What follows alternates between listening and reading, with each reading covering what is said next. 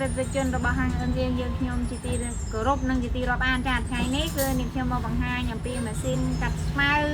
ម៉ាហុងដាប្រភេទស្ពាយពីក្រោយយ៉ានេះ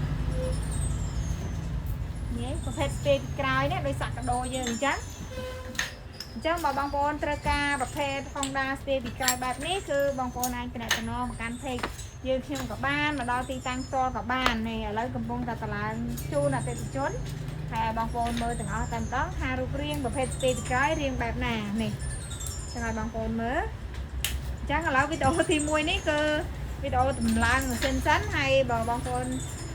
ចាំមើលវីដេអូទី2គឺវីដេអូបញ្ឆេះម៉ាស៊ីនចាឥឡូវមើលវីដេអូទី1សិនឥឡូវមកមើលរូបរាងម៉ាស៊ីនសិនណានេះសិនណាបងប្អូនណានេះសិនវាមានតែមចាក់វាមកចឹងហ្មងណាហើយវាបើទាញវាបិទធម្មតាតែលើអាវគឺចាក់តែមណាចឹងបងប្អូនត្រូវការប្រភេទសិនបងប្អូនអាចតាក់ទងមកកាន់ពេកយើងខ្ញុំបានឬក៏មកដល់ទីតាំងផ្ទាល់ក៏បានដែរចាអរគុណច្រើនជម្រាបលាជួបគ្នានៅវីដេអូក្រោយទៀតចា